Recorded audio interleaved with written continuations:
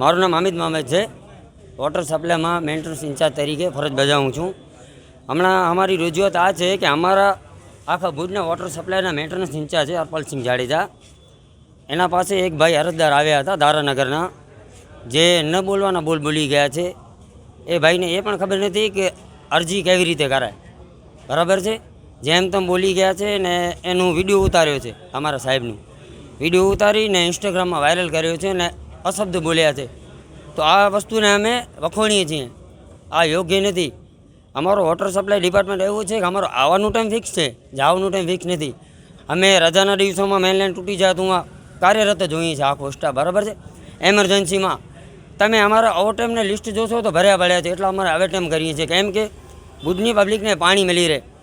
તો કાલની જ વાત કરીએ તો અમે વોકડા ફરિયામાં આજે સપ્લાય છે, તો કાલે વોકડા ફરિયામાં મેઇનલાઇન તૂટી ગઈ હતી. તો 11 વાગ્યા સુધી અમારો સ્ટાફ હું હાજર હતો, બધે સ્ટાફ.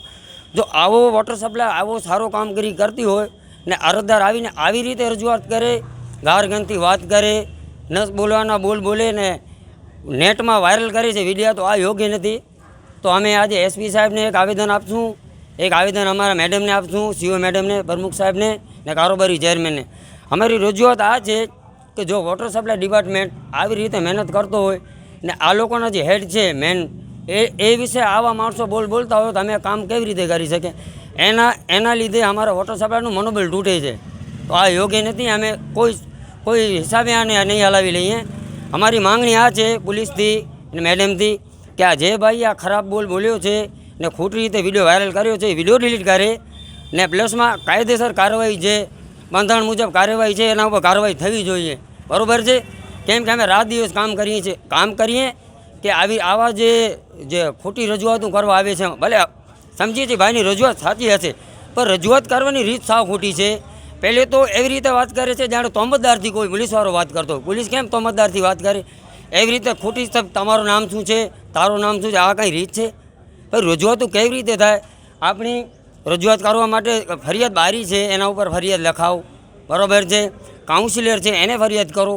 આ વોર્ડ નંબર 1 મારામાં જ આવે છે, બરાબર છે. મેન્ટેનન્સમાં હું જોઉં છું. જેવી વર્દી આવે છે અમે તાત્કાલિક એના ઉપર એક્શન લઈએ છીએ.